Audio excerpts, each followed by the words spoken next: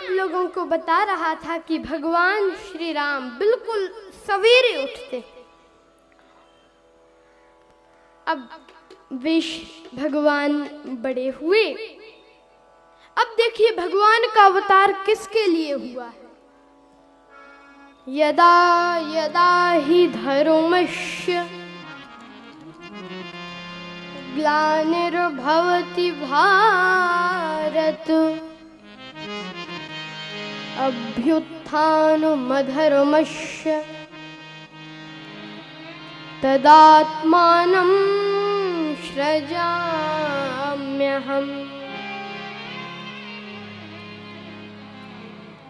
परित्राणाय साधूनां, साधुओं के हित के लिए भगवान का जन्म हुआ। राम जी के राज्य में एक साधु दुखी है। कौन? विश्वामित्र महामुनि ज्ञानी, वसहि विपिन शुभ आश्रम जानी। विश्वामित्र जी मुनि नहीं है, महामुनि है, शुभ आश्रम में निवास करते हैं, यज्ञ करते ही रहते हैं, पर मारीच और सुबाहु का डर बना रहता है। वे यज्ञ नहीं करने देते। कितनी भी परिस्थितियां हो, परिश्रम करे कोई कितना भी, लेकिन कृपा के बिना काम चलता नहीं है। परिश्रम करे कोई कितना भी, लेकिन कृपा के बिना काम चलता नहीं है। परिश्रम करे कोई कितना भी, लेकिन कृपा के बिना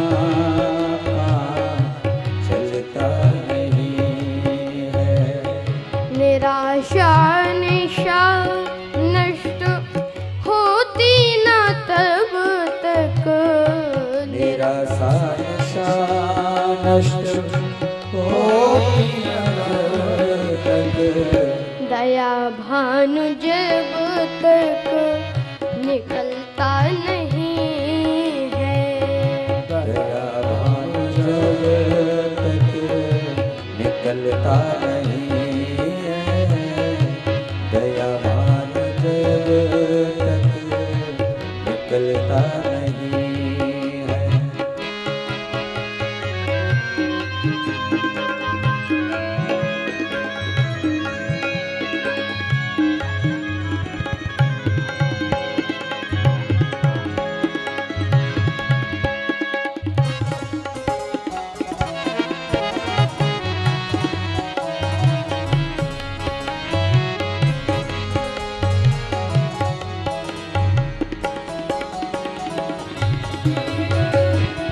कृपा के बिना काम चलता नहीं है। कृपा के बिना काम चलता नहीं है।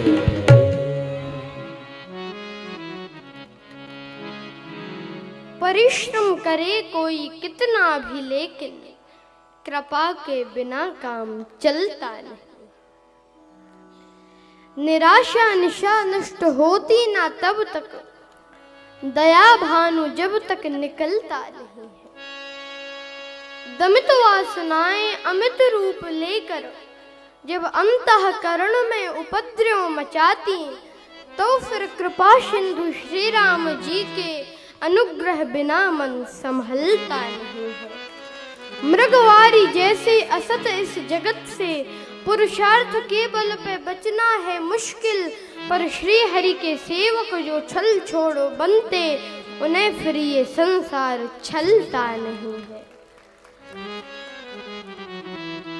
राजेश्वरानंद आनंद अपना पाकर ही लगता है जगजाल सपना। तन बदले कितने भी पर प्रभु भजन बिन कभी जन का जीवन बदलता नहीं।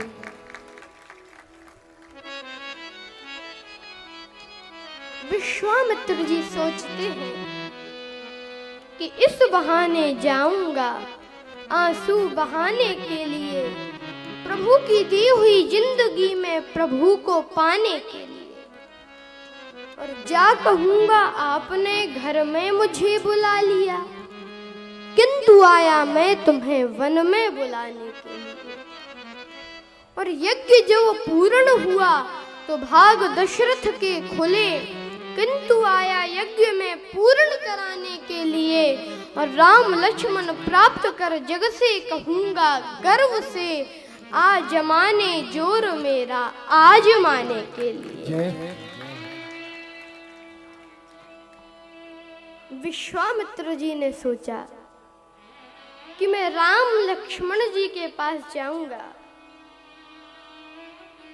उनको मांगूंगा और अपना यज्ञ पूर्ण करा लूंगा।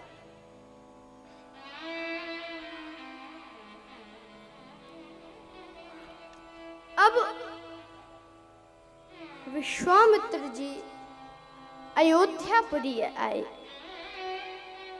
महाराज दशरथ के दरवाजे पर आए। सैनिकों ने खबर भेजी कि महाराज विश्वामित्र जी आए हैं। अब दशरथ जी घबराए कि ये वही विश्वामित्र हैं जो एक बार राजा, इसी वंश में एक बार राजा हरिश्चंद्र के जमाने में आए थे। तब हरिश्चंद्र थे तो आए थे, आज रामचंद्र हुए हैं तो आए हैं। लगता है कि ये चंद्र शब्द हमारे लिए शुभ नहीं है। पर वशिष्ठ जी ने कहा, साधु ते होए ना कारज हानि, बुलाओ। दशरथ जी ने बड़ा स्वागत सत्कार किया विश्वामित्र जी का, चरणों को पखारा। इसके बाद अपने पद पर बिठाला, अपने सिंहासन पर।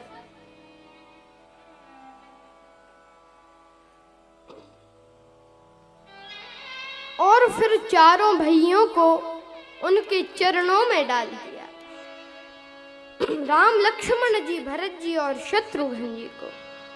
और जो विश्वामित्र जी ने राम जी को देखा, राम देख मुनि देह विसारी, देखा जैसे ही विश्वामित्र जी ने राम जी को, आहा हा, देखते ही रह गए।